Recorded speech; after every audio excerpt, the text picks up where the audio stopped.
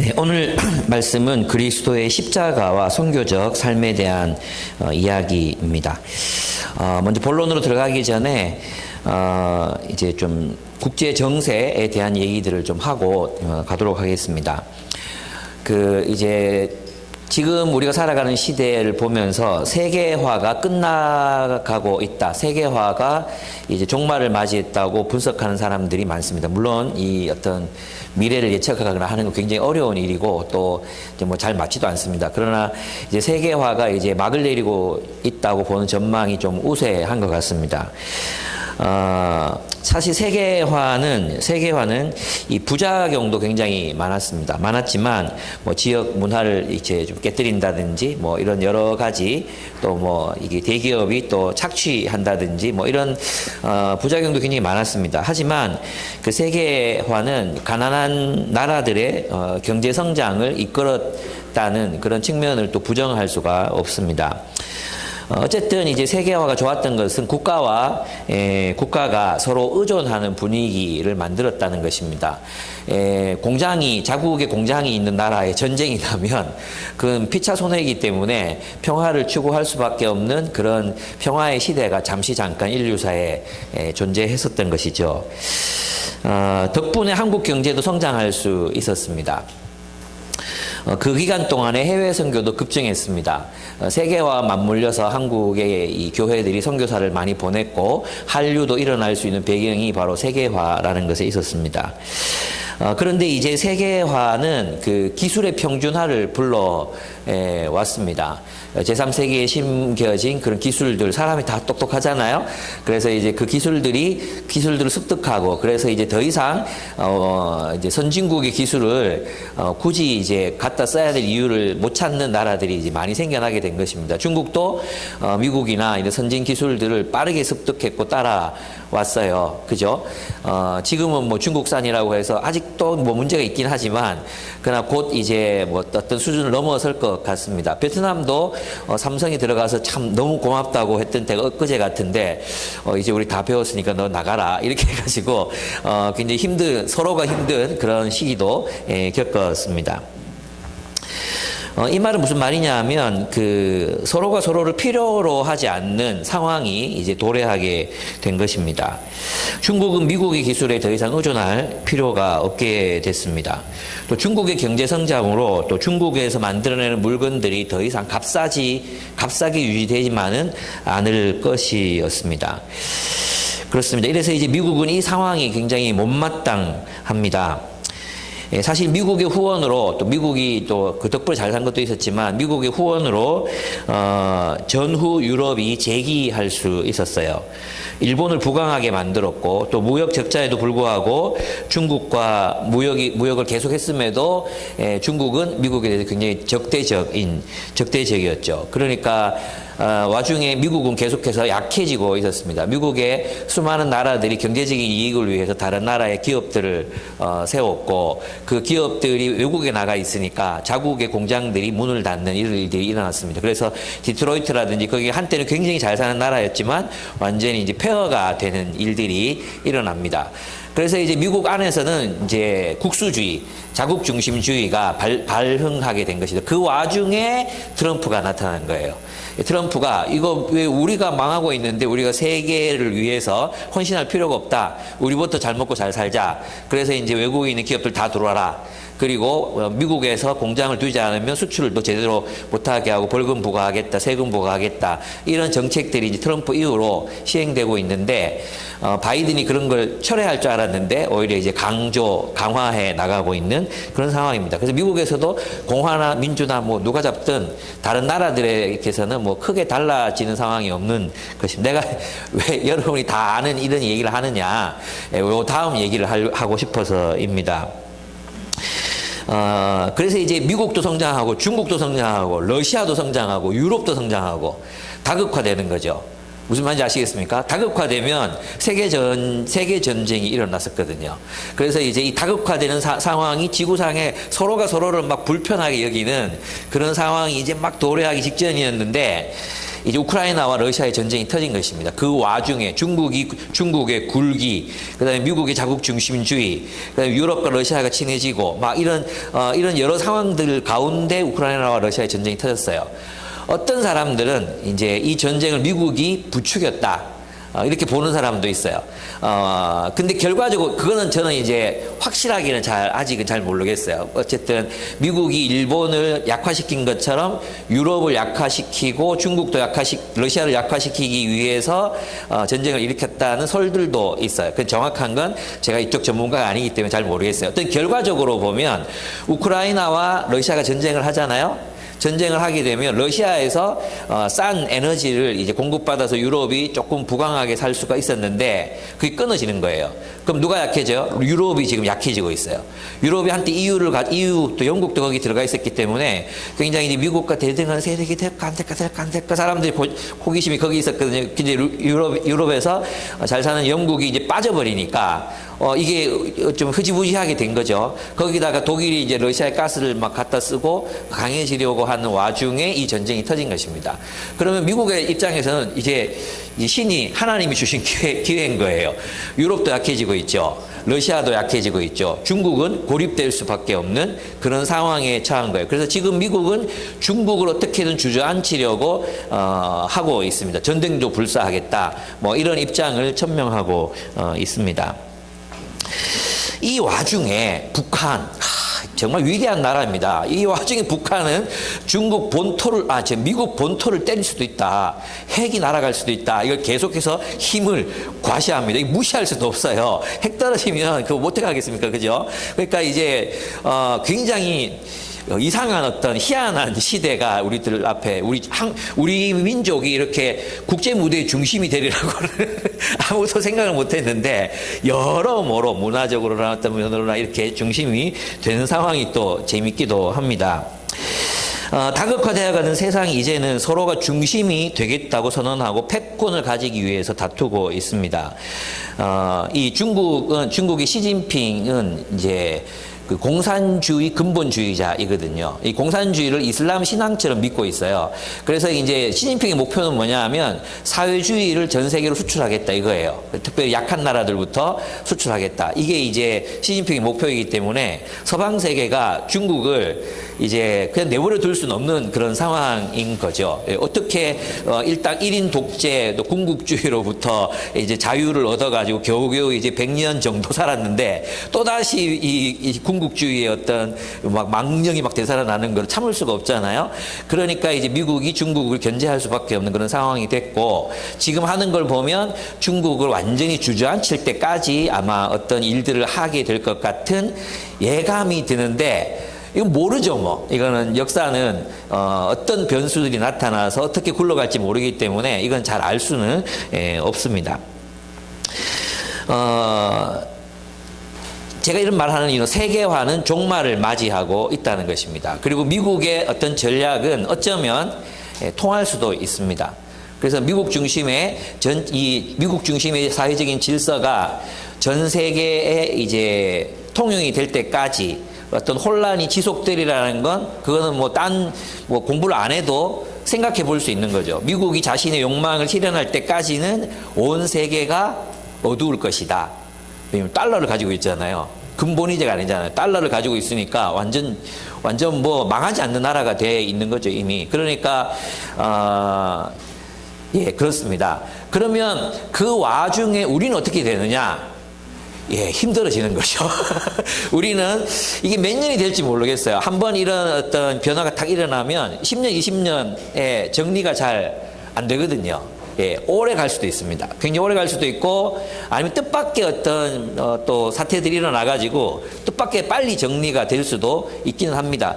어쨌든 우리는 앞으로 좀 힘들게 살아야 됩니다. 좀 힘들게 살아야 돼요. 우리 교회만 해도 지금 이제 대출 이자가 2배 가까이 이제 뛰잖아요. 그러면 또 우리가 힘들잖아요. 또 여러분 아마 빚내서 집 산 사람들 있잖아요. 대출 받아가지고 변동금리로 사신 분들 그런 분들은 또 몇십만 원이 또 이렇게 막 이렇게 나가야 되는 그런 상황. 월급은 뭐 뭐 안 올라가는데 그거는 또 더 나가야 되는 그런 상황들이 생기고 있습니다. 차도 할부로 샀다가 이자가 너무 올라가지고 해약하는 일들이 막 일어나고 있죠.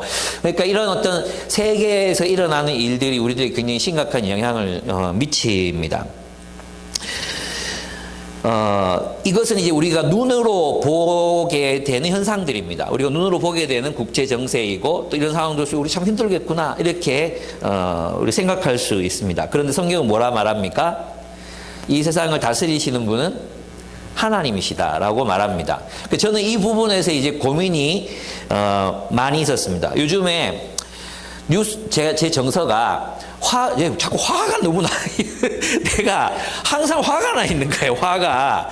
그래서 생각을 해봤는데, 아침에 큐티를 안 하고 뉴스를 먼저 봐서 그런 것 같아요. 이렇게, 시진핑이 나오면 막 너무 화가 나고, 푸틴 막 나오면 막, 저거 어떻게 막 해버리고 싶고, 바이든 진짜 짜증나고, 진짜 짜증나고, 우리나라, 막 진짜 막 너무 힘들고 막 이런 상황이 되니까 내가 늘 이렇게 화가 나 있는 거예요. 그러면서 이제 제가 이 말씀, 하늘의 밀알이 떨어져서 죽지 않으면 열매를 맺지 못한다. 주님의 나라. 이 상황 속에서 하나님이 세상을 다스리시고 하나님께서 예수를 왕으로 세우시고 하나님의 나라를 이 땅으로 가지고 오셨다는 것이 우리에게 무슨 의미가 있는가? 정말로 주님의 나라, 예수님의 나라는 우리에게 대안이 될 수 있는가? 이런 질문들이 이제 생기는 것입니다. 그럼 어떻게 해야 우리가 대안이 될 수 있는가? 그런 질문들을 계속해서 하게 되었습니다. 많은 사람들이 기독교는 정치와 상관이 없다고 말하지만 아닙니다. 기독교는 다른 왕을 섬기는 사람들의 공동체입니다. 다른 왕. 세상의 정치 제도와는 다른 체제, 다른 정치, 예수를 왕으로 섬기는 사람들의 공동체가 교회이기 때문에 우리는 이 세상으로 그런 다른 질서, 이 세상에 존재하지 않는 다른 질서를 나타내고 그것을 현실화시키고 만들어가야 되는 사람들이기 때문에 그렇습니다. 그래서 깊이 생각하면서 이 본문을 저는 들여다보게 되었습니다. 하나님은 온 세상을 다스리십니다. 믿으십니까? 아멘. 그러면 예수님은 하나님은 예수님을 온 세상의 왕으로 세우셔서 이 세상을 통치하고 계신다고 선언하십니다. 이제 앞으로 이제 저는 나중에 이 본문을 강해하게 될 날을 기다리는데 요한복음 18장 36절에서 38절에 보면 이 구절은 꼭 찾아보시면 좋겠습니다. 요한복음 18장 36절에서 38절입니다. 빌라도와의 대화, 빌라도와의 이제 어떤 재판할 때 그 대화입니다. 거기서 예수님이 빌라도에게 이렇게 말씀하십니다. 빌라도가 이제 예수님한테 물었거든요. 네가 유대인의 왕이냐 이렇게 물었습니다. 예수님 대답을 안 하십니다. 네가 유대인의 왕이냐 이렇게 물으니까 예수님께 대답을 안 하시고 그게 네가 한 말이냐 사람들이 그렇게 말했냐라고 되물으십니다. 그리고 또다시 이제 그럼 너는 누구냐 이렇게 물으셨을 때 예수께서 대답하시는 것입니다. 내 나라는 이 세상에 속한 것이 아니요 나의 나라가 세상에 속한 것이라면 나의 부하들이 싸워서 나를 유대 사람들의 손에 넘어가지 않게 하였을 것이요 그러나 사실로 내 나라는 이 세상에 속한 것이 아니요. 빌라도가 예수께 물었다. 그러면 당신은 왕이요? 예수께서 대답하셨다. 당신이 말한 대로 나는 왕이요. 나는 진리를 증언하기 위하여 세상에 왔소. 진리에 속한 사람은 누구나 내가 하는 말을 듣소. 주님은 온 세상을 다스리시는 왕이시라는 것입니다. 그런데 이 세상 이 세상 질서에 속한 나라가 아니라는 거예요. 예수님의 나라는 제국처럼, 제국의 왕들처럼 그렇게 다스려지는 나라가 아니라는 것입니다. 그럼 예수님의 나라는 누가 어떻게 다스리십니까? 예수 그리스도의 말씀으로 진리로 가르치는 나라. 진리가 지배하는 나라. 예수의 말씀이 지배하는 나라가 예수님의 나라, 하나님의 나라라는 것입니다. 여기에는 굉장히 중요한 게 있습니다. 네가 유대인의 왕이냐라고 물었을 때 예수님께서는 그 네 말이냐 사람들 말이냐 제대로 대답하지 않으십니다. 그런데 예수님이 너는 그러면 네가 왕이요? 당신은 왕이요?라고 물었을 때 나는 네가 말하는 대로 왕이다. 진리가 지배하는 모든 곳의 왕이다. 예수의 말씀에 순종하는 백성들이 있는 온 세상의 왕이다. 나는 유대인의 왕이 아니라 온 세상의 왕이 되기 위해서 왔다고 주님이 말씀하십니다. 우리 예수님은 그저 우리 죄를 용서해 주신 분으로만 이해해 왔지, 예수님이 정말 온 세상의 왕이라는 이 사실이, 이것이 현실이라는 사실을 우리는 별로 실감 있게 생각해 오지 않았습니다. 그러면 이 격변하는 세계와 예수가 왕이시라는 이 사실은 어떤 관련을 맺고 우리에게는 어떤 삶을 살아야 한다고 말씀하는 것일까요? 주님의 나라는 이 세상에 속하지 않았습니다. 이 세상 나라들처럼 폭력으로, 법으로 다스려지는 나라가 아니라 이 나라는 예수 그리스도의 말씀과 진리로 다스려지는 나라입니다. 이 나라는 눈에 보이는 그런 한국, 영국, 중국 같은 나라가 아니라 온 세상 저변, 주님의 말씀을 따라 하나의 미랄이 되어 하나님 나라의 새로운 질서를 창조하고자 하는 모든 세상 속에, 모든 국가 속에, 모든 집단 속에 이 하나님의 나라는 누룩처럼 존재하는 나라입니다. 그래서 주님께서는 천국은 누룩과 같다라고 말씀하셨던 것입니다. 누룩은 원덩어리, 국가라는 것을 누룩이 들어가면 어떻게 됩니까? 온 덩어리를 본질적으로 변화시켜 버리고 마는 것이 누룩입니다. 그것이 효모입니다. 효모. 그죠? 누룩입니다. 누룩과 같은 하나님의 나라를 우리는 살아갑니다. 그러면 주님께서 생각하셨던 그런 하나님의 나라는 이 세상에서, 주님의 나라는 이 세상에서 어떤 방식으로 이루어지는가 하는 것입니다. 네, 그렇습니다. 일단 의문은 접어두고 누룩과 같은 하나님 나라는 본질적으로 온 세상을 변화시키고야 만다. 이것이 그리스도인의 믿음이라는 것입니다. 국가들이 중국과 미국과 온 세계가 패권 전쟁을 일으키는 것처럼 보이지만 그 저변 보이지 않는 곳에서 하나님 나라의 역사는 하나의 미랄이 될 그리스도인들, 하나의 미랄이 될 주님의 나라, 주님 나라의 공동체들이 온 세상을 그 저변으로부터 변화시켜가고 있다는 것입니다. 그래서 그리스도인들이 의를 행하는데, 하나님의 나라를 사는데 국가 조직이 필요한 게 아니에요. 우리는 그 밑바닥에서부터 온 세상을 바꾸는 사람들이거든요. 20절에서 26절은 하나의 미랄이라는 주제로 이 본문이 이제 구성되어 있습니다. 한번 20절에서 23절을 한번 보시겠습니다. 명절에 예배하러 올라온 사람들 가운데 그리스 사람, 유대인이 아니에요.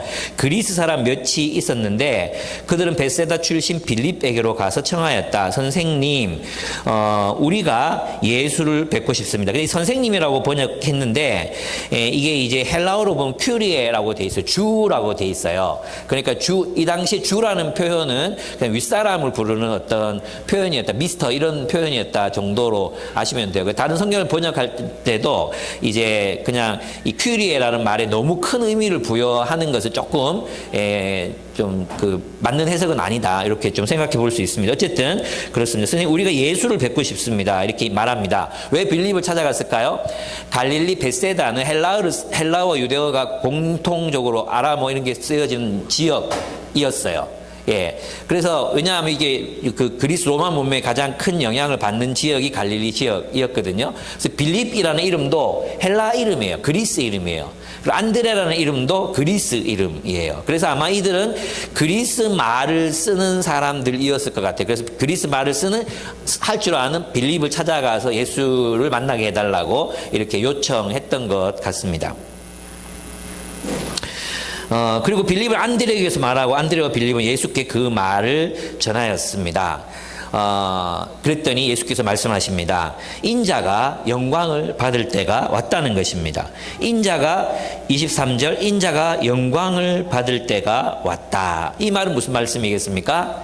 영광을 받을 때가 왔다. 이 말은 뭐냐 하면, 첫째, 주님이 온 세상의 왕으로 등극하신다는 뜻입니다.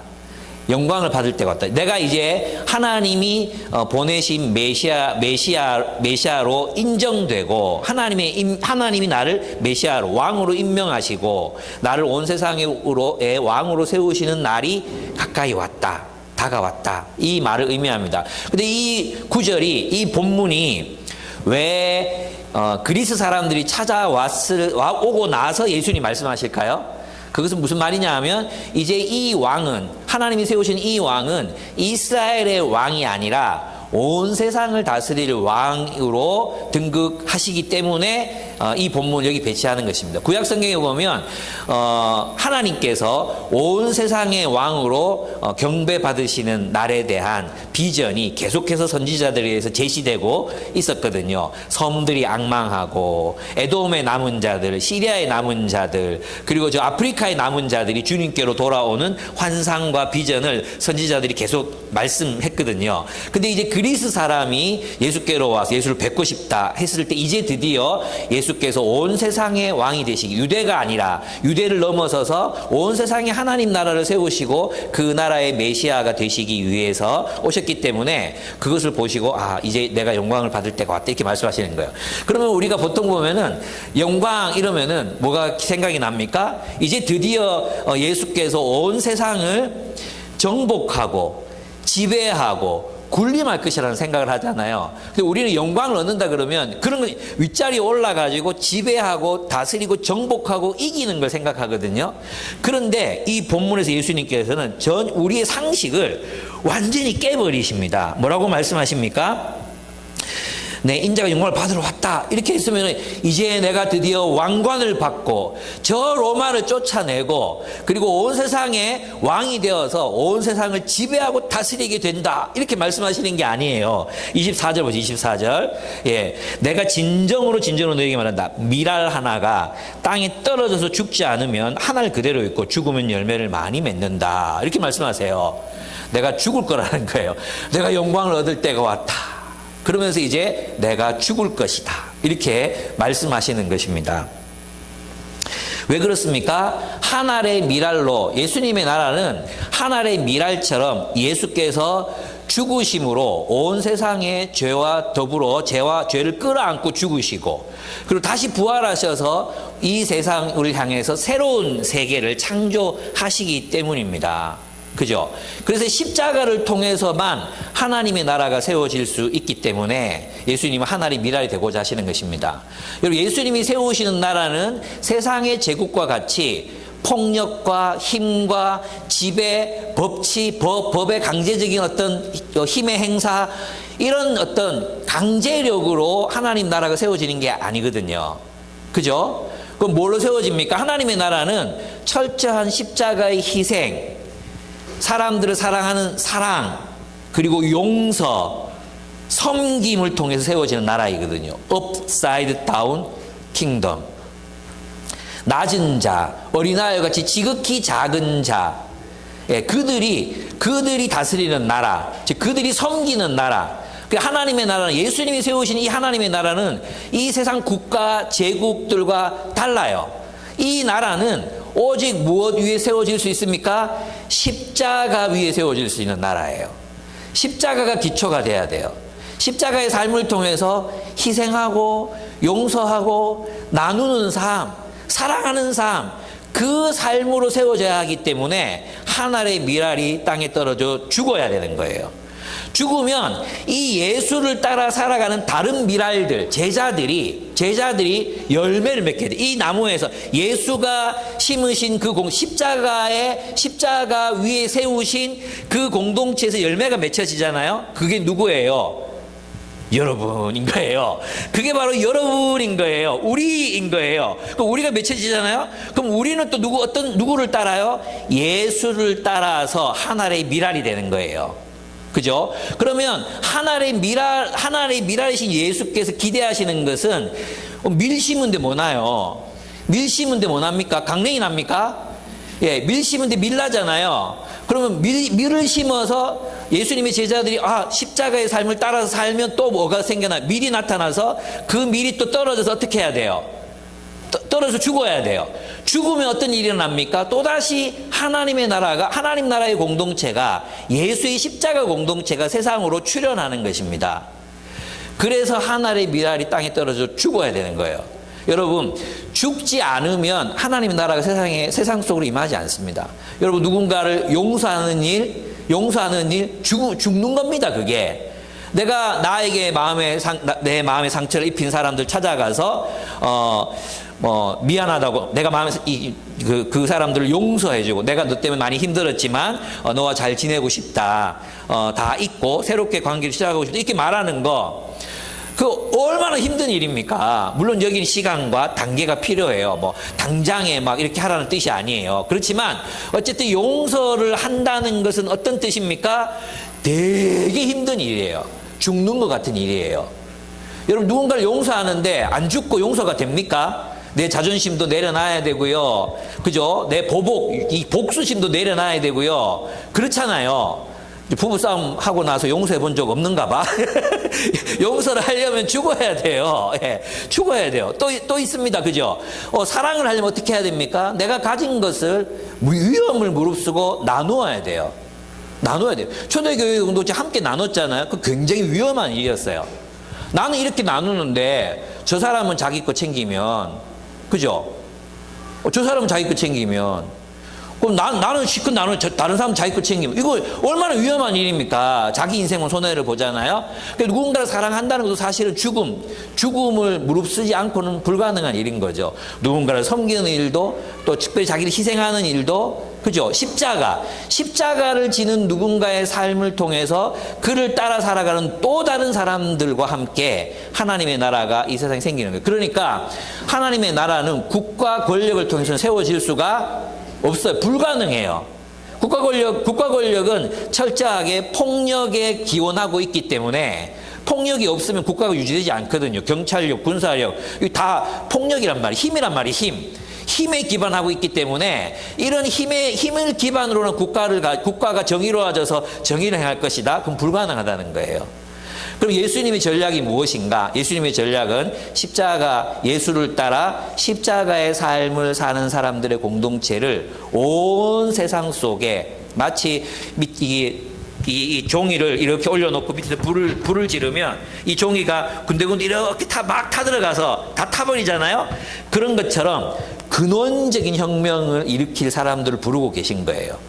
세상의 질서와는 완전히 다른 그런 새로운 질서, 십자가의 질서로 살아갈 사람들을 부르고 계신 거예요. 하나님 미랄이 되어, 이건 있잖아, 그냥 지멋대로 남을 희생하라 이런 뜻이 아니라 하나님 미랄이 되어, 그 다음에 뭘 해야 돼? 밀을 열매 맺어야지. 밀을, 하나님 나라를 열매 맺어야지. 그래서 우리가 예수를 따른다는 삶은 있잖아요. 예수 따라 도덕적으로 윤리적으로 살겠다 이런 게 아니에요. 예수 따라 도덕적으로 윤리적으로 살겠다 이거 훨씬 넘어서서 예수님을 따라 주님의 공동체, 주님의 나라, 십자가의 공동체를 세상으로 세우는 삶을 살겠습니다. 내가 나를 희생해서 십자가를 짐으로 그런 공동체를 세상으로 출현시키겠습니다.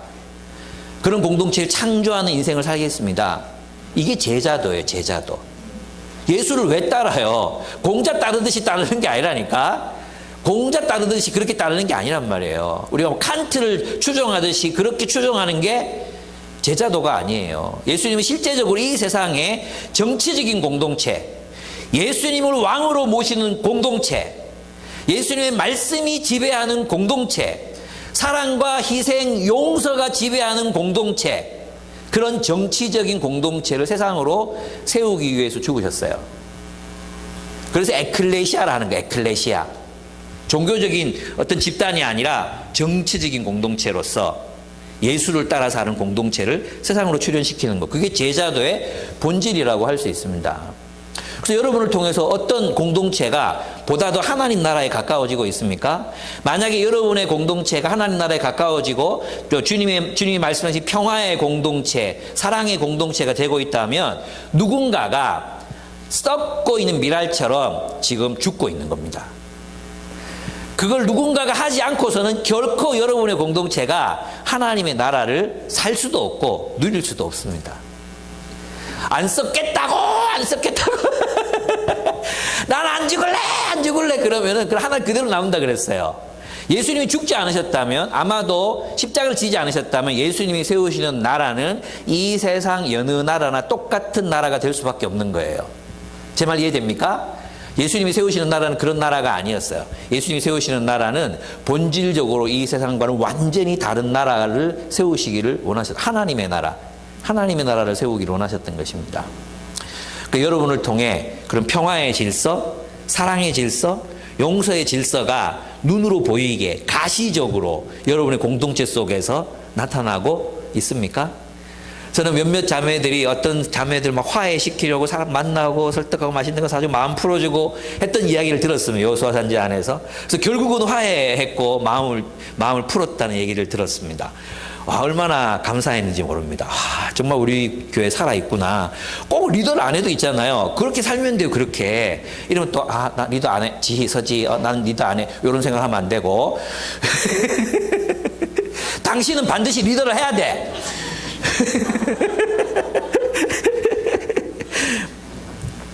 그렇습니다. 하늘의 미랄이 떨어져 죽는 것처럼 십자가에 달려 죽으시고 부활하심은 바로 주님이 부활하심으로 주님은 왕이 되십니다. 하늘의 미랄이 땅에 떨어져 죽어야 열매를 많이 맺습니다. 예수의 죽음은 옛 세상의 죽음을 의미합니다. 그리고 새로운 세상의 출발을 알립니다. 그 새로운 나라는 십자가의 희생적인 사랑과 서로 간의 용서와 용납을 통해서 건설되는 나라입니다. 그래서 예수님이 이렇게 말씀하십니다. 본문을 한번 보십시오. 25절, 26절. 너무 이렇게 혁명적인 말 아닙니까? 우리 하나의 미랄 이런 얘기 들으면서 막 이런, 그죠? 저는 성경을 보면 볼수록, 와, 내가 진짜 그동안 뭐 어떻게 살았지? 이런 생각이 들 때가 진짜 너무 많아요. 오늘 본문도 그래요. 오늘 본문도. 이게 이럴 뜻이었어. 이렇게 깨달아진 게 많았거든요. 25절 보시면 이 말이 뜻하는 것 한번 생각해 보십시오. 자기의 목숨을 사랑하는 사람은 잃을 것이요. 이 우리한테 얘기하는 거예요. 왜 자기 목숨을 사랑하면 잃을 것이요. 앞에 하늘이 미랄에 떨어져 죽지 않으면 열매를 맺을 수 없다 그랬잖아요. 그러면 자기 목숨을 사랑하는 사람은 잃을 것이요. 이 세상에서 자기의 목숨을 미워하는 사람은 영생에 이르도록 그 목숨을 보존할 것이다. 이게 무슨 뜻입니까?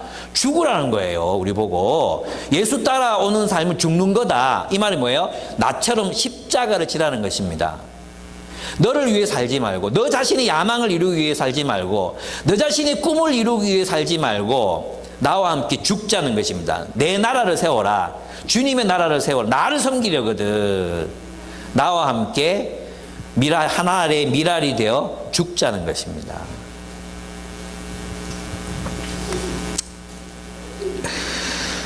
나를 섬기려는 사람은 누구든지 나를 따라오너라 그랬어요. 지금 예수님이 어딜 간다 그랬어요? 십자가 지러 간다 그랬잖아요. 죽으러 간다 했잖아요. 나를 따라오래요. 어디로? 십자가로. 나를 따라 어디로? 지금 예수님이 어디로 따라해? 나 있는 곳에 그들도 있을 것이다 그랬어요. 예수님 어디 계시게 됩니까? 예수님 어디 계십니까? 십자가에 달리신단 말이에요. 거기 오라는 거예요. 거기.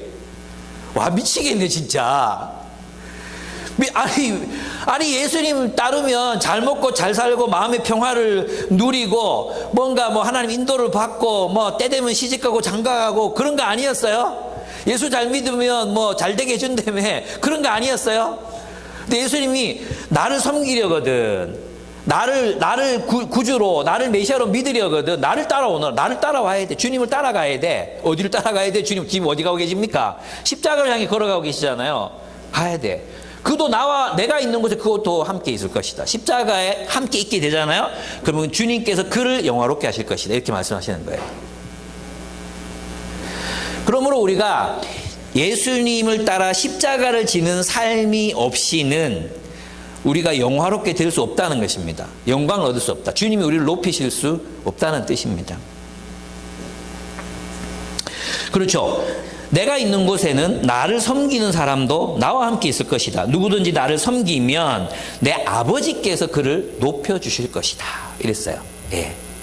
우리 힘으로 높아지는 게 아니라 우리가 주님의 길을 따르면 주님께서 우리를 높여주시고 영생을 누리게 하신다고 주님이 말씀하십니다. 이 영생이 뭡니까? 라이프, 삶, 영원한 삶, 참으로 영원히 이어질 만한 삶을 누리게 하신다고 말씀하셨습니다. 그러므로 우리는 예수님의 이 초대, 예수님이 제자가 되라는 이 초대는 하늘의 미랄이 되라는 초대라는 사실을 받아들여야 합니다. 하늘의 미랄이 되되 죽어서 열매를 많이 맺는 미랄이 되라는 것입니다. 그죠? 그러면 하늘의 미랄이 되라는 건 뭐예요? 나를 통해 하나님 나라의 새로운 공동체가 평화의 공동체, 사랑의 공동체, 용서의 공동체가 나를 통해 우리의 가정이든 또 우리의 소그룹이든 우리의 교회든 여기에서 나타나야 한다는 것입니다. 누군가가 십자가를 지고 한 알의 밀알이 되지 않는 한 평화는 없습니다. 진정한 평화는 오지 않습니다. 한 가정의 평화도 있잖아요. 누군가가 십자가를 질 때, 아니 서로가 서로의 서로를 위해서 십자가를 질 때, 용서하고 사랑하고 섬기고 나누리라 결단할 때 그 가정의 평화가 찾아옵니다. 예. 직장도 마찬가지고요. 교회도 마찬가지입니다. 우리는 주님이 세우신 이 교회를 바로 그 열매 맺는 공동체로 세우라는 명령을 받은 것입니다. 여러분 한 사람의 존재가 여러분의 그 공동체에 하나의 미랄이 떨어졌고 리더든 숙직이든 어떤 사람들이 희생으로 이 공동체가 세워졌어요. 공동체 구성원인 사람들도 자신의 욕망과 욕심을 내려놓고 서로 사랑하고 겸손하게 서로를 섬기기로 결단했어요. 다른 사람의 약점들, 다른 사람의 그 어떤 뾰족한 가시 같은 것들조차도 내가 끌어안기로 결단했어요. 그 결과 하나님 나라의 공동체가 세상으로 출현하게 되는 것입니다.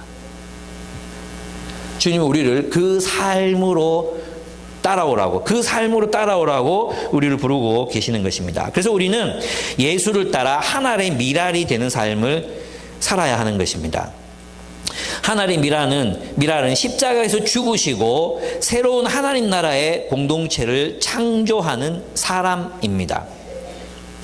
그는 십자가의 길을 걷습니다.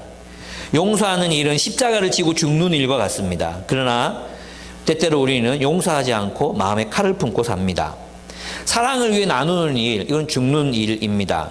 그러나 사실 우리는 사랑을 위해 모험하지 않습니다.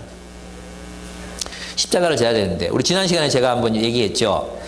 여러분의 욕망을 이루기 위해서는, 우리가 원하는 물건을 사기 위해서는, 원하는 맛집에 가기 위해서는 카드를 끌고 할부를 하고 마이너스 통장을 내서라도 원하는 물건을 사잖아요.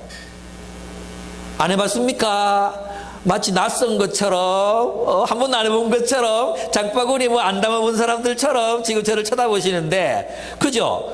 우리가 원하는 차를 사기 위해서 멀쩡한 차를 팔고 또 새 차를 삽니다. 그죠? 멀쩡한 뭘 놔두고 또 이렇게 합니다. 예, 그런 거. 근데 우리는 사랑을 위해서 할부를 하거나 카드를 끊어본 적은 없습니다.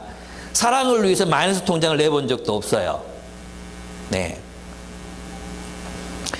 그죠? 우리는 주식 투자합니다. 위험을 무릅쓰고 내 전 재산을 날릴 위험을 무릅쓰고 주식 투자는 왜? 이걸로 내가 수익을 내야 된다고 생각하기 때문에. 맞죠? 근데 우리는 사랑을 위해서 모험하지 않습니다. 이 돈 내가 이렇게 이게 내가 주고 나면 난 뭐 먹고 살지? 근데 우리는 주식에는 그렇게 합니다. 주식에는 그렇게 해요. 맞지? 그러면서 사랑을 위해서는 안 해요. 이거 모험인데, 나는 어떻게 되는 거야? 생각합니다. 얼마나 우리가 가짜는 삶을 살고 있습니까? 우리가 얼마나 가짜는 삶을 살고 있는지 몰라요. 예. 저도 있잖아요. 차 바꾸고 싶어요. 저는 빌어먹을 닛산 엔진이 고장이 안 나요. 고장이. 벌써 20년 다 돼가는데 왜 저게 고장이 안 나는지 명분이 없어요. 명분이. 제가 맨날 엔카, 중고차, 오피러스, 저 욕심도 소박해. 오피러스 2011년식이면 돼. 나는 그거 한 400만 원밖에 안 돼. 그거 하나를 바꾸려고 하는데도 진짜 용기가 안 나는 거예요. 이거 바꾸면 또 내가 누구를 못 섬기는데 못 돌보는데 이런 생각이 있잖아요.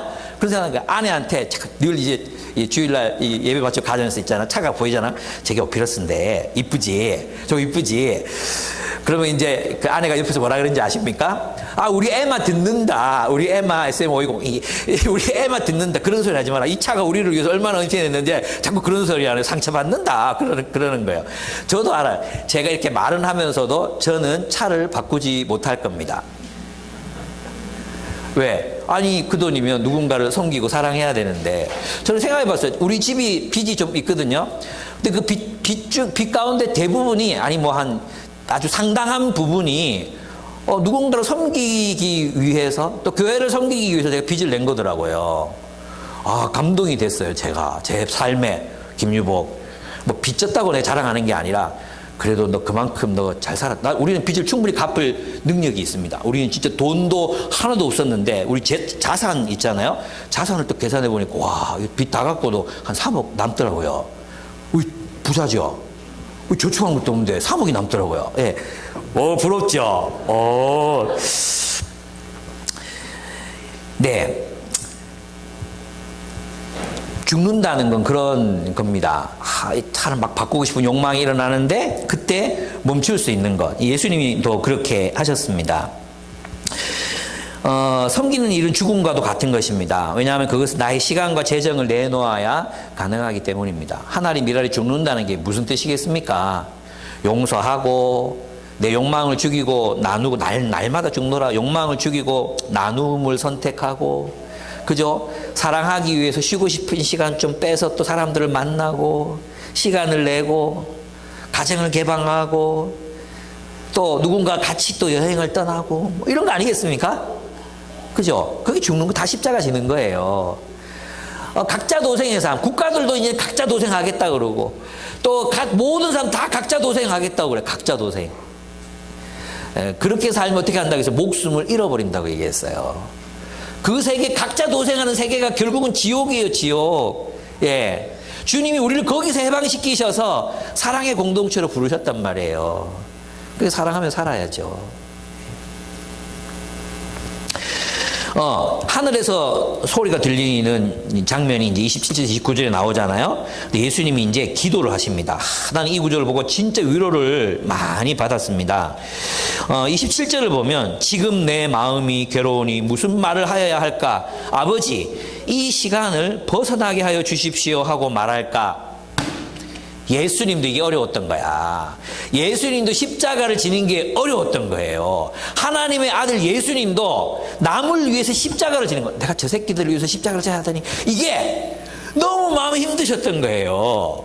그래서 기도하는 거야. 있잖아, 복음서에 보면은 막 땀을 피처럼 흘리시면서 땀을 피처럼 흘리시면서 땀에 피가 배어 나오도록 그렇게 기도하시면서 이 잔이 내게서 물러가게 하여 주시옵소서. 십자가 없이 메시아 하면 안 됩니까? 십자가 지지 않고 메시아로 살면 안 됩니까? 이 잔 없이, 이 죽음 없이, 십자가 없이 나 메시아 하고 싶습니다. 이런 기도를 올리셨던 것입니다. 그때 그 기도가 끝났을 때 예수께서는 아니다.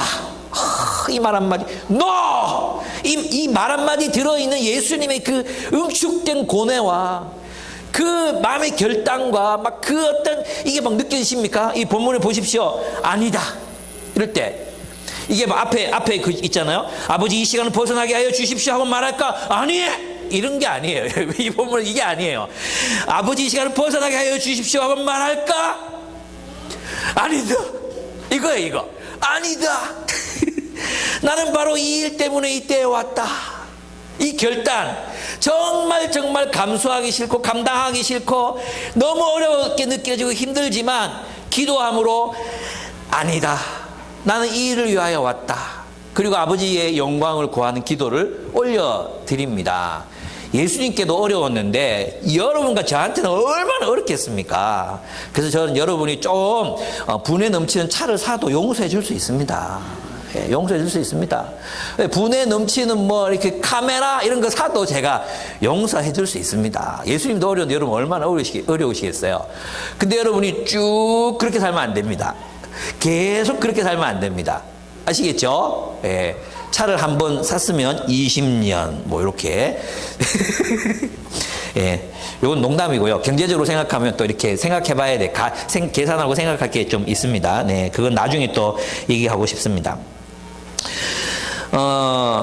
피하고 싶은 주님의 마음이 있습니다. 그러나 주님은 십자가를 받아들이기로 하십니다. 십자가는 하나님의 영광을 드러냅니다. 오늘 본문을 보십시오. 아버지, 28절, 이게 굉장히 중요한 말이에요. 28절, 아버지의 이름을 영광스럽게 드러내십시오. 이렇게 하십니다. 그러면 하나님이 하실 일이 뭐예요? 하나님의 영광을 보여줘야 되잖아요. 그죠? 하나님의 영광을 보여줘야 돼. 근데 하나님의 영광이 뭐라 그랬어요? 하나님의 온 성품이 다 나타나는 것. 하나님의 존재가 빛으로 비춰지는 것. 그죠? 이 전구의 영광, 빛이 비치는 것처럼 하나님의 영광이 나타나잖아요. 그러니까 하나님의 영광이 나타나는 게 뭐라고 했어요? 그때 하늘의 소리가 들려왔다. 내가 이미 영광되게 하였고 앞으로도 영광되게 하겠다. 예, 하나님의 영광이 예수 그리스도를 통해서 하나님의 영광이 나타난다는 거예요. 이때까지 하나님은 예수 그리스도를 통해서 하나님의 영광을 나타냈어요. 죽은 자를 살리셨고요. 병든 자를 고치셨어요. 안식일을 회복하셨습니다. 물로 포도주를 만드셨고 그리고 무리를 걸으셨습니다. 하나님의 영광이 누구를 통해 나타났어요? 예수를 통해 나타났어요. 앞으로 영광되게 하겠다. 앞으로가 뭐예요? 예수께서 십자가를 지실 때 하나님이 어떤 분이신가가 드러나게 될 것입니다. 하나님은 용서하는 분이시고 하나님은 우리를 사랑하시는 분이시고 하나님은 우리를 위해서 모든 것을 다 바칠 수 있는 분이시다. 하나님은 사랑이시다. 어디서 나타나요? 예수의 십자가를 통해서 나타날 것입니다. 하나님의 영광이 나타나는 장소는 어디입니까? 십자가입니다. 십자가. 예, 십자가. 우리 누구를 막 축구에서 한 골 넣고 막 이런다고 하나님의 영광을 기도합니다. 그게 전부가 아닙니다. 트로피를 받았다고 하나님께 영광을 올려드립니다. 이렇게 한다고 하나님께 영광을 받으시는 게 하나님의 영광은 언제 나타납니까? 우리가 십자가를 질 때 하나님의 영광을 받으십니다. 우리가 다른 사람을 용서할 때 그 용서하는 현장에서 하나님의 영광이 드러납니다. 우리가 누군가를 섬기기 위해서 요리를 할 때, 내가 재정을 낼 때 그때 거기에서 하나님의 영광이 나타납니다. 내가 누군가를 위해서 내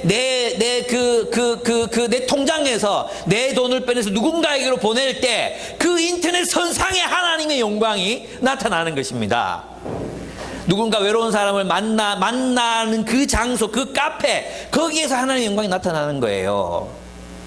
무슨 말인지 아시겠습니까? 하나님의 영광은 우리가 십자가를 질 때 나타나는 것입니다. 여러분, 저는 여러분이 하나님의 영광을, 하나님께 영광이 되고 영광을 드러내는 삶을 사시기를 축복합니다. 그렇게 살면 영생이 여러분의 것입니다. 영원한 삶, 풍성하고 충만한 인생을 참으로 살아갈 수 있습니다. 이건 안 살아보면 절대 모르는 그런 비밀입니다. 여러분이 커집니다. 성장하게 되고 하나님처럼 하나님의 마음과 하나님의 성품, 하나님의 기질을 담게 됩니다. 그런 사람은 이 세상을 행복하고 충만하게 살 수 있습니다. 제가 자주 얘기하잖아요. 여러분이 원하는 것들을 다 채워준다고 여러분 절대로 행복해지지 않아요. 예, 요번에 누구 왔잖아요. 37살짜리 그 시커먼 수염 길러가지고 그 왔잖아요. 만수르의 재산의 100배라며. 와, 나는 세상에서 만수르가 제일 잘 사는 줄 알았는데 만수르 100배래. 그럼 도대체 이거 돈이 얼마나 있는 거야? 보니까 뭐라 그러더라. 1시간당 이자가 몇백억씩 몇 조씩 붙는다나? 와, 이 돈 다 가지고 뭐 하지? 이런 생각이 저는 들었어요. 그런 생각 깊이 부럽다 이런 생각이 들었는데 잠깐이었어요. 그래봤자 하루 세 끼 먹고. 그래봤자 가로 세로 120, 180 침대에서 잘 거고, 그래봤자 눈 뜨면 우리가 보는 세상 같이 볼 거고, 먹어봤자 거기서 거기지. 단맛, 쓴맛, 짠맛, 신맛, 거기 다 있지. 먹어봤자 그거지. 또 특별한 게 있어. 다 봤자 차지. 그걸로 어떻게 하겠습니까? 에? 생각해보니까, 그거 다 숫자구나. 그거 다 허무한 거다. 맨날 바꿔봤자 그게 그거예요. 예. 그래서 제가 부러워하지 않기로, 감히 상대도 안 되지만, 부러워하지 않기로 했습니다. 그렇습니다. 여러분에게 원하는 모든 거 다 채워준다고 행복해지지 않습니다. 제발 믿으십시오. 예. 고생이 있는 사랑의 삶, 김영석 교수님이 얘기하신 고생이 있는 사랑의 삶, 거기에 행복이 있습니다. 예. 내 돈, 내 산, 잘 먹고 잘 살기, 나 혼자 행복하기, 그래봤자 외롭습니다. 모릅니까? 안 살아봤습니까? 예? 자기 자신 혼자 밥 먹고 혼자 밥 먹고 혼자 여행하고 혼자 그래 잘 먹고 잘 살다가 뒤져봐라 그래. 그게 그래 행복하나? 그게 그래 행복해? 내가 원하는 물건 다 쌓아놓고 그냥 그래 살다 죽어라 그래. 그게 그래 행복하겠습니까? 절대 행복하지 않습니다. 하나의 미랄이 되는 삶. 주님은 우리에게 극치의 행복감을 주시려고 하십니다. 그게 뭡니까? 하나의 미랄이 되는 삶이에요. 나의 희생을 통해 하나님 나라의 공동체가 세워지는 삶. 그렇습니다. 여러분 여기서 파스칼이 이제 예수를 믿었잖아요. 파스칼이 예수를 믿고 팡세를 씁니다. 그죠? 팡세를 쓰는데 이 팡세 위에 가면 있습니다. 팡세는 어떤 출판사 책을 여러분이 읽으셔야 되냐 하면 샘 솟는 기쁨에서 나온 팡세가 있어요. 이 책을 읽으세요. 왜? 이 출판사에서 우리 교회 책을 기증하셨거든요. 그러니까 여러분은 꼭 이 책을 읽으셔야 됩니다. 예, 팡세, 샘 솟는 기쁨. 예. 그런데 이 팡세에 보면 그런 얘기가 나옵니다. 어떤 얘기가 나오냐면 이제 이 하나님, 예수님 없이 하나님을 알고 싶은 사람들이 있어요. 예. 많은 사람들이 질문들이 있잖아요. 왜 하나님 왜 그런 분입니까? 왜 하나님 이거 안 해주면 이렇게 질문하는 신정론적 질문을 하는 사람들 있잖아요. 특징이 뭐냐 하면 예수를 몰라요. 예. 팡세 시대, 누구죠? 파스칼의 시대에는 모든 사람들이 그 존재하는 신에 대한 관심이 많았어요. 존재하는 신, 신이 존재하는가, 신증명, 뭐 이런 게 관심이 많았어요. 그런데 있잖아요. 예수님 없이 하나님을 만난다는 것은, 알고 만난다는 것은 이교도적인 것이라고 파스칼이 말합니다. 그리고서 예수를 통해 만나는 하나님에 대해서 얘기해요.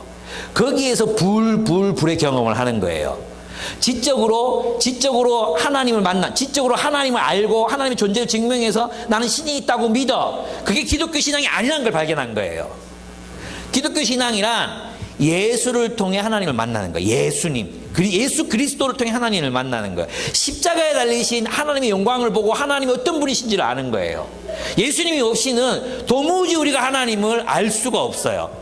오직 우리를 위해 죽으시고 십자가를 지시고 자신의 생명을, 자신의 모든 피를 부어 낭비하신 그분을 보고 아, 하나님이 선하시구나. 이해할 수 없지만 하나님의 사랑을 수용할 수 있게 되는 것입니다. 머리로는 이해할 수 없어요.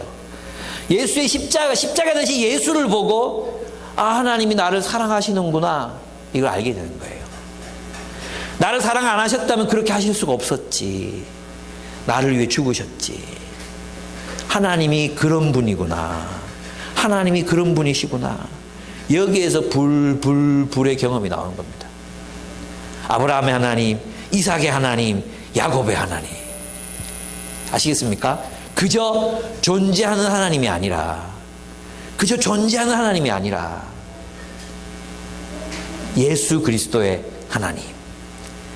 그분을 예수를 통해 만나시기 바랍니다. 그렇습니다. 십자가는 누구에게나 어렵습니다. 그러나 우리도 예수님처럼 그렇게 결단해야 합니다. 내가 아직 멀쩡한 차를 놔두고 팔고 새 차를 사고 싶을 때 아니다. 나는 사랑하기 위하여 왔다. 이걸 여러분 되뇌이셔야 됩니다. 네. 여러분들이 누군가를 지독히도 용서하기 싫고 그냥 손절하고 그냥 막 담 쌓고 막 그렇게 살고 싶을 때, 그럴 때 아니다. 나는 이 일 때문에 부르심을 받았다. 이렇게 결단하시는 여러분이 되시기를 바랍니다. 그렇습니다. 하나님이 이제 응답하십니다. 내가 이미 영광되게 하였고, 이 말은 주님의 사역들 통해 나타났다 그랬죠. 앞으로도 영광되게 하겠다. 이 십자가의 부활이라고 했습니다. 사람들은 뭐 천둥이 쳤다, 천사가 말했다, 뭔가 소리가 물리적인 소리가 들리긴 들렸던 것 같아요. 그러나 그들은 못 알아듣습니다. 또 명확하게 들렸더라도 이 말을 알아듣지 못했을 것입니다. 이제 예수님께서 그들에게 말씀하십니다. 이제 이 그리스도인들이 묻잖아요. 질문을 해요. 어떤 질문을 합니까? 아니, 그리스도는 영원히, 인자는 영원히 계시다 하지 않았습니까? 이렇게 묻는 거예요. 거기에 대해서 예수께서 말씀하십니다. 예수님께서 오신 이유가 이 본문에 보면 이렇게 되어 있습니다. 내가 31절, 지금은 이 세상이 심판을 받을 때이다. 이거 굉장히 복잡한 이야기인데 예수님이 죽으심으로 심판을 받는 것입니다. 예수와 함께 온 세상이 심판을 받아요. 예수님 십자가에 달려 죽으실 때 온 세상 사람들이 함께 심판을 받아요. 그렇기 때문에 그렇게 이해해야 그 다음 구절이 이해되는 거예요. 이제는 이 세상의 통치자가 쫓겨날 것이다. 이렇게 말씀하시잖아요. 이게 뭐냐 하면 예수께서 온 세상의 죄를 짊어지시고 십자가에서 죽으셨기 때문에 이제 더 이상 이 세상 통치자인 마귀가 이 죄를, 이 세상을 통치할, 왜냐하면 이 세상의 모든 백성들의 죄를 짊어지고, 죄를 짊어지고 심판을 받으셨어요. 이제 더 이상 마귀가 이 세상을 통치할 수 없게 됐습니다. 그리고 그 마귀를 그 보좌에서 쫓아내셨다는 뜻입니다. 그리고 예수님께서, 왜냐하면 예수님께서 이제 죽으심으로 하나님의 왕좌, 하나님의 보좌에 오르시기 때문에 이 세상 통치자는 그 자리에서 쫓겨나는 것입니다. 무슨 말이죠? 주님이 십자가에 죽으시고 부활하심으로 새로운 세계 질서가 도래한다는 뜻입니다.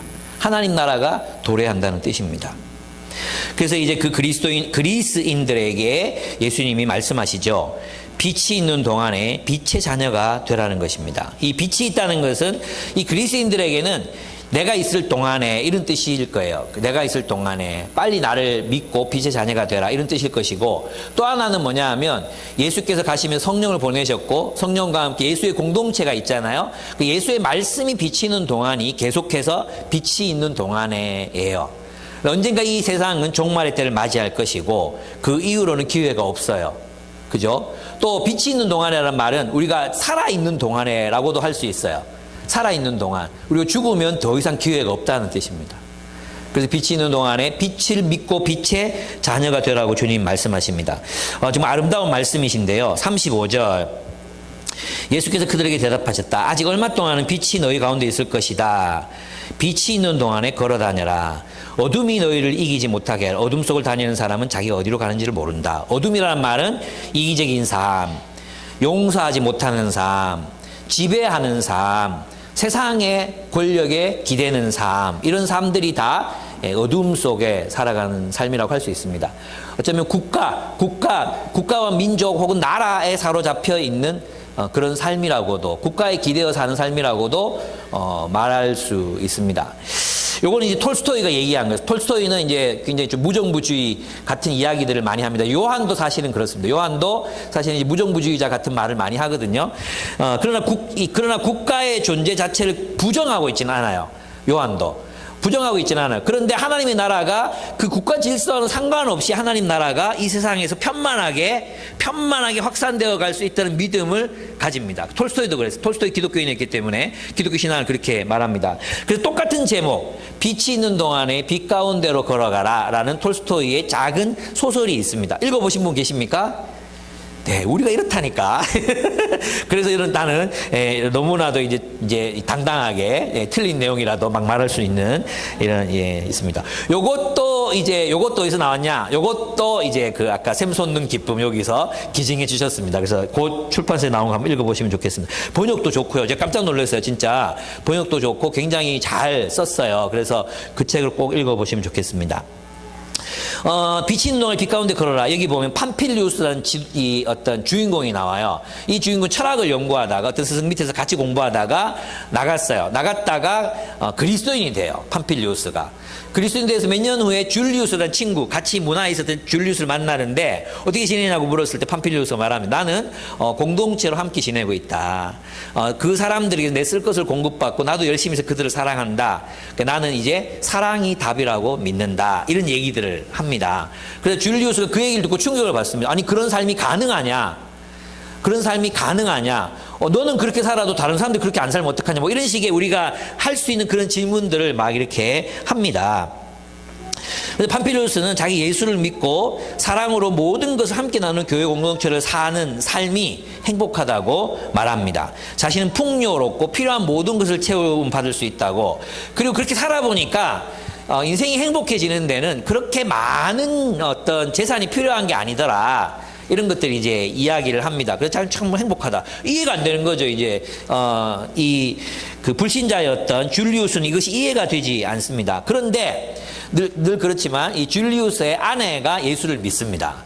예수를 믿고 자기 뺏겨 쓴 파피루스에 있는 복음서도 읽고 이 부인은 노예 소녀 그리스도인이 이제 복음을 전했어요. 그래서 예수를 믿는 거예요. 이 사실은 이제 굉장히 초대 교회에서 빈번하게 일어났었던 일을 재현해서 쓰고 있는 그런 소설입니다. 그래서 여러분이 꼭 한번 읽어보시면 좋겠습니다. 여기 굉장히 많은 이야기들을 담고 있습니다. 거기에 보면은 그러다가 이제 이 사람 이 줄리우스의 마음이 내가 그리스도인이 돼볼까 이런 마음이 생깁니다. 이런 마음이 딱 생겼다가 의사를 만났는데 그 의사 때문에 포기가 돼요. 그 의사가 뭐라고 말하느냐 하면 네가 지금 이렇게 사는 것도 국가 때문이다. 국가 때문이다. 네가 국가 구조 때문에 이렇게 잘 먹고 잘 사는 거 아니냐 말하고. 두 번째, 아니 국가의 정의가 수립될 때 이게 우리가 사람들이 안전하게 법치, 국가의 법, 국가의 권력 그 아래 있을 때 안전하다. 그러니까 너희는 다른 생각하지 말고 국가에 충성하고 그 다음에 국가에 헌신할 수 있도록 노력해라. 너희 자녀들도 이 사회에 건전하게 기여할 수 있도록 키워라. 이렇게 말하고 맞네. 이래가지고 다시 떠나요. 또 20몇 년을 살아요. 그래가지고 막 돈도 엄청나게 벌고 막 이게 가집니다. 많은 걸 가져요. 명예도 없고 그럽니다. 뭐 권력도 비켜나게 하죠. 그런데 이 아들놈 하나가 있는데 이 말을 안 듣는 거예요. 사치하고 향락하고 막 쓰는 거예요. 갈등이 일어나는 거예요. 갈등이. 서로 막 갈등이 일어나고 그러다가 막 지쳤어요. 세상에 그 각자 도생의 세상 얼마나 힘듭니까? 그 세상 속에서 지친 거예요. 마음이 막 너무 힘들어. 그런데 20년 만에 다시 여기 그 주인공인 팜필리우스를 또 만납니다. 만나서 이제는 다 늙었죠. 다 늙었는데 이제 와봐라. 그래서 갑니다. 가가지고 그 공동체가 어떻게 사는지를 관찰합니다. 각자 자기 일을 하고 자기 역량을 해. 근데 삶에서 행복한 거야. 근데 자기 늙었어. 자기가 만든 포도 열매가 생산된 너무 이제 하찮은 거예요. 그래서 뭐 한탄하고 있으니까 한 노인이 와서 하찮지 않다고. 그래서 이제 위로도 해주고 뭐 그런 장면이 나타나요. 그러면서 그가 그 공동체 20년 동안 일하면서 나누면서 남을 위해서 살았다. 그리고 언제 죽은지 모르게 죽었다. 자기가 죽는지도 모르고 죽었다. 왜냐하면 죽었으니까 이미. 무슨 뜻인지 아시겠습니까? 그리스도 안에서 이미 죽었으니까 죽는지도 모르고 죽었다는 표현을 씁니다. 이 톨스토이의 이 빛이 있을 동안에 빛을 걸어라 이 말은 뭐냐 하면 우리의 삶을 돌아보게 만들어요. 아까 제가 처음에 세계화가 이제 이렇게 종말을 구하고 있다는 얘기 했잖아요. 우리의 상식도 있잖아요. 가만히 들여다보면 국가에 의존돼 있어요. 우리의 노후, 우리의 어떤 경제, 우리가 잘 살고 못 살고 행복하고 불행하고가 굉장히 국가와 연결되어 있다고 생각하는 경향이 많아요. 그죠? 국가의 의존, 내 정체성도 또 나의 어떤 명예도 나의 지위도 국가에 의존되어 있는 거예요. 국가가 만들어 놓은 직업, 국가가 형성해 놓은 구조 속에서 자기를 판단하는 경향이 많다니까요. 근데 그게 톨스토이나 요한이나 기독교인들이 볼 때에는 국가는 하나님 나라가 될 수 없어요. 무슨 말이냐면 국가는 진정으로 우리를 행복하게 만들 수 없어요. 예. 탐욕스러운 사람들이 모여가지고 정치를 하는데 거기 어떤 이상적인 결론이 도출될 수 있겠습니까? 플라톤이 꿈꿨던 그런 철인의 나라, 정의롭고 공의로운 나라는 세상에 없습니다. 주님 말씀하십니다. 우리는 국가와 상관없이 우리가 속한 나라에서 하나님의 나라를 살 수 있습니다. 하나님의 나라는 이 세상에 속한 것이 아닙니다. 이 세상에 속한 것이 아니지만 이 세상 속에 존재하는 하늘의 미랄과도 같은 나라입니다. 예수님께서는 우리의 헌신과 충성을 이 예수의 나라를 세우는데 너의 목숨을 다하라. 너 생명을 아까워하지 말고 십자가를 지라. 십자가를 지고 주님이 꿈꾸시는 하나님의 나라, 사랑과 용서와 희생의 나라를 세상 속에 세워라. 네가 그 미랄이 되지 않겠느냐고 말씀하십니다. 한 알의 미랄이 떨어져 죽지 아니하면 열매를 맺을 수 없다. 하나님의 나라가 세상에 세워지지 않습니다. 주님을 따라 십자가를 지고 한 알의 미랄이 되어 기꺼이 땅에서 죽을 제자들 되시겠습니까? 두 길이 있습니다. 국가가 우리에게 준다고 약속하는 그 행복과 안전의 길을 추구하며 살아갈 수 있습니다. 이 국가라는 말 거북하죠. 실제로 국가인데 세상이 여러분에게 준다고 하는 안정, 부, 행복 길이 있습니다. 이 길은 상승의 길입니다. 지배하고 정복하고 승리하라. 이 길입니다. 또 한쪽 길이 있습니다. 내려가라. 십자가를 지고 죽으라. 다른 이들을 위해서 죽으라. 그리고 주님이 다스리시는 하늘의 미랄과 같은 그 미랄이 만들어내는 주님의 나라를, 서로 뜨겁게 사랑하는 나라를 세워라. 그것이 생명의 길이다. 여러분을 통해, 여러분의 헌신을 통해, 여러분의 희생을 통해 누가 행복해지고 여러분의 공동체가 어떻게 평화의 공동체가 되고 있습니까? 여러분은 누구를 사랑하고 계십니까? 예. 세상은 계속 흔들릴 것입니다. 세계화됐다가 전쟁도 일어났다가 경제공황도 왔다가 또 막 주식값이 또 폭등했다가 집 사락했다가 집 사지 마락했다가 저축하락했다가 저축하지 마락했다가 막 혼란스러울 것입니다. 그게 세상입니다. 그러나 하나님이 누군가에게 권력을 주고 빼앗고 전쟁이 나게 하시고 그치게 하시는 분이 하나님이십니다. 그 하나님이 예수를 왕으로 세우시고 우리 그리스도인들에게 나를 따르라, 내가 있는 곳에 너희도 있어야 된다고 말씀하시면서 십자가를 지라고 우리에게 말씀하십니다. 십자가의 길이 있습니다. 십자가의 길. 나는 이 길 갈 겁니다. 나는 이 길이 우리 모두를 행복하게 하는 길이라고 생각합니다. 믿습니다. 주님이 온 세상을 누룩과 같이 그렇게 변화시킬 것을 믿습니다. 네, 우리는 이 세상에 살아있는 바로 그 하늘의 미랄들이요, 그리고 누룩과도 같은 존재입니다. 여러분, 우리 번져갑시다. 막 번져가고 열매를 막 맺고 또 뿌리고 온 세상이 하나님 나라의 열매가 맺을 때까지 열심히 살아가는 우리가 되셨으면 좋겠습니다. 함께 기도하겠습니다. 네, 시간이 좀 지났네요. 예. 짧게 기도하겠지만 제가 여러분 기도 소리 이렇게 들어보면 진심으로 기도 안 하는 것 같더라고. 그래서 1분을 기도하더라도 마음을 담아서 그렇게 건성으로 기도하지 말고 진심으로 기도했으면 좋겠습니다. 하늘에 미랄되어 살게 해주십시오. 예, 예수님도 어려우셨는데 나도 어렵습니다. 그러나 내가 이 삶을 선택하겠습니다. 십자가를 지고 용서하고 희생하고 섬기며 나누며 살겠습니다. 하나님, 나를 통해 하나님 나라의 공동체가 세워지게 해주십시오. 예, 내가 그 일을 위해서는 기꺼이 죽을 수 있습니다. 내 까짓 자존심, 예, 내 인생, 다 죽을 수 있습니다.